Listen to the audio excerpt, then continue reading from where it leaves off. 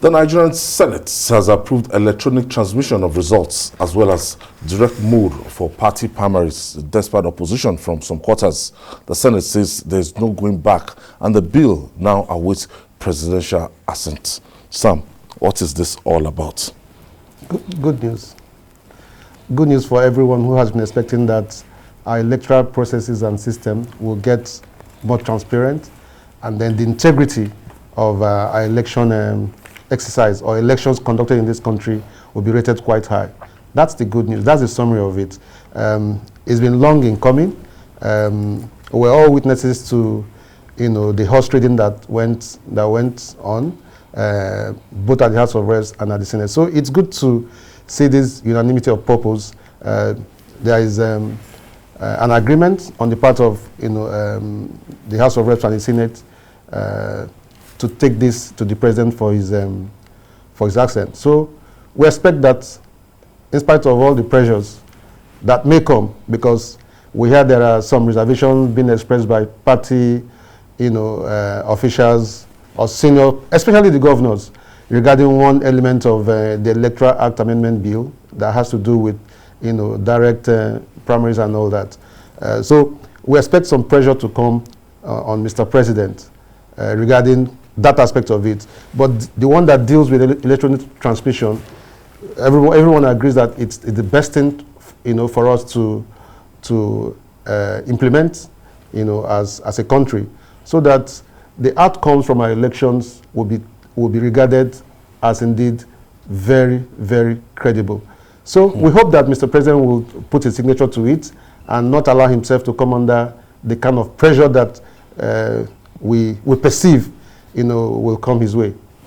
4 years ago, we got to this stage. Exactly. And nothing came out of it. Exactly. Because it was frustrated. Exactly. So it is not yet Uhuru, really. I mean, the most important thing is the president's assent to this bill.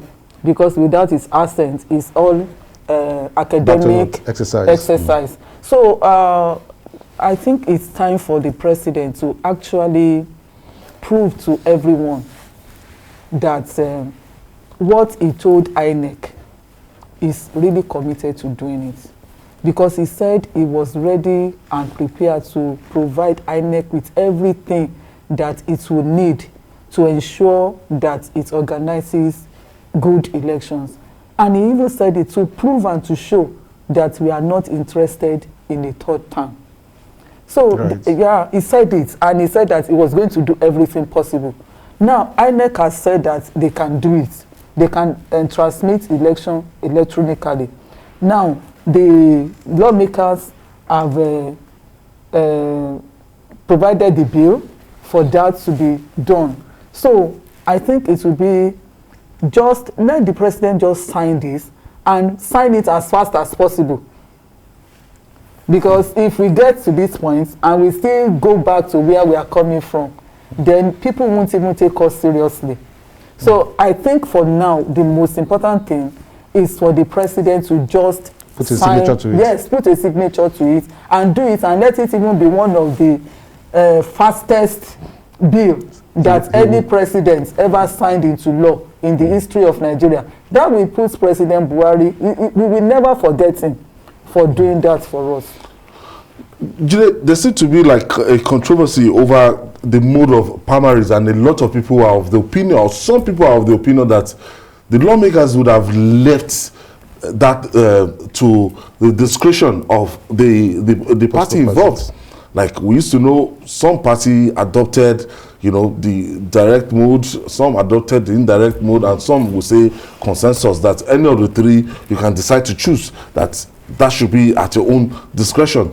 Why is the National Assembly now going to recommend the mode of party to primary election to the political parties? Well, the politics, as I always say, is an interest-driven game. And in this situation, the lawmakers, especially those of the All Progressive Congress, considered their future, and they were looking for a law governing the nomination of candidates by political parties, which would ensure that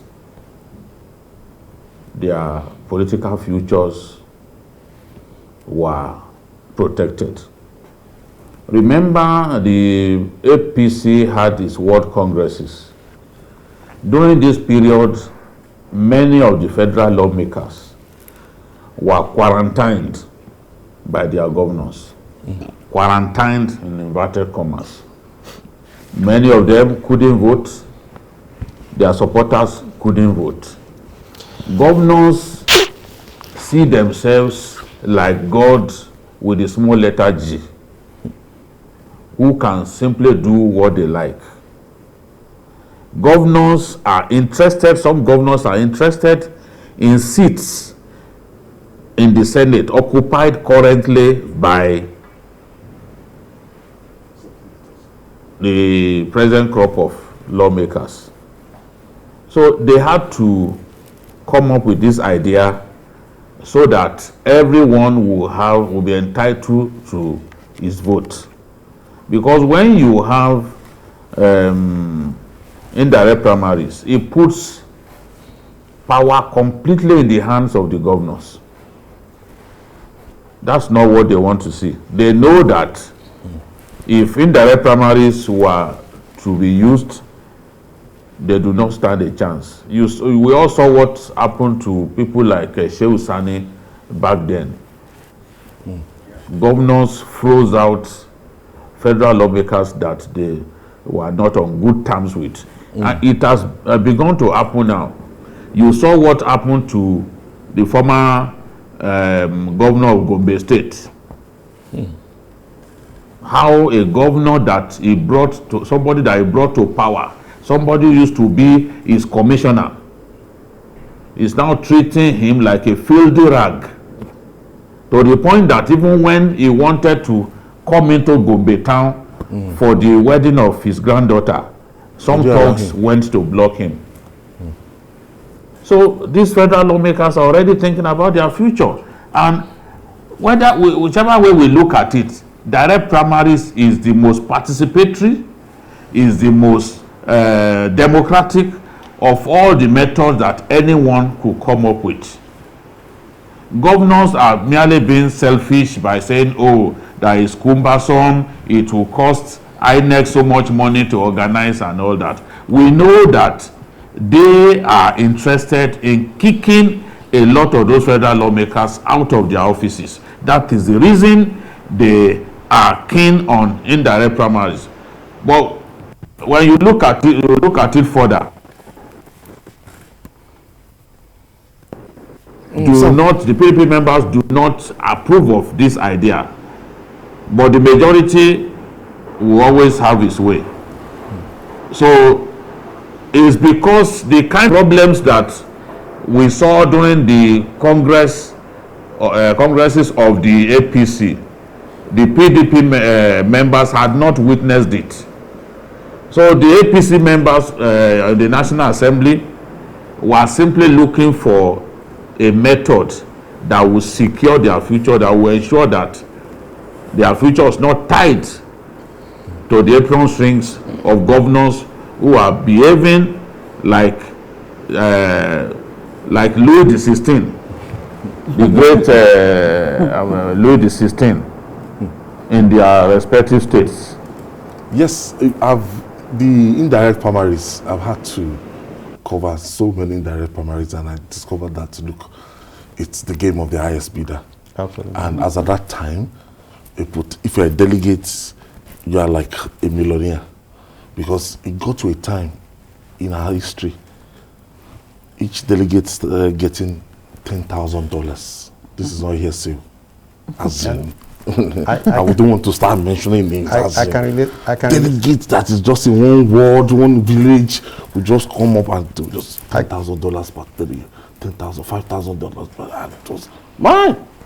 Yeah, and when you spoke about the highest bidder, and I'm wondering who the highest bidders are. I mean, we already have it mentioned here. I said governors. Jide just corroborated that.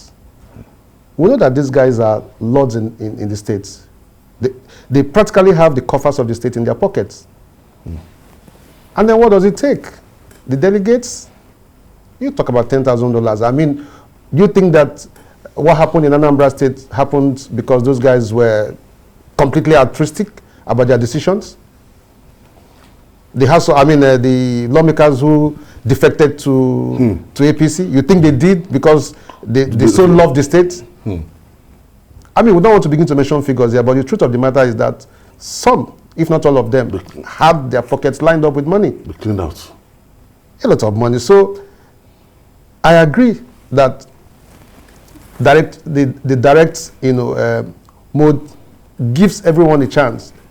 For party faithful, some of us who are not card carry members of any political party, we can only speak on the outside. But what you see in terms of opportunities is that it gives those party members the chance to have a say in who emerges as their leaders, either at the wards or at the local government level or at the state level. And I think that what counts. I reckon that this is going to remain in a matter of national discourse, and that's why this apprehension is being expressed, that the president could come under intense pressure by these helmsmen, who oftentimes want to determine who sits right up there. Is it? Direct, indirect. Well, I think this is the best.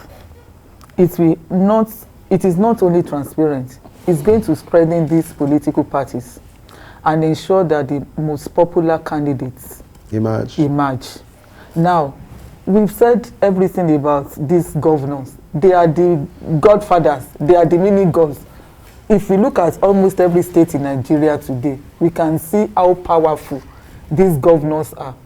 And of course, we don't have to mention names. You know that once they target any candidate, that candidate is going to be the person that must emerge.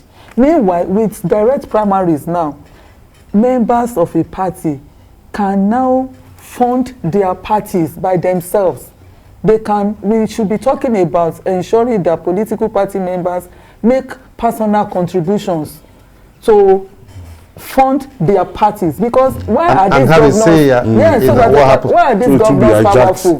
They are powerful because they are the ones funding the political parties. Yes. So now I think we should also encourage parties to be funded by their members.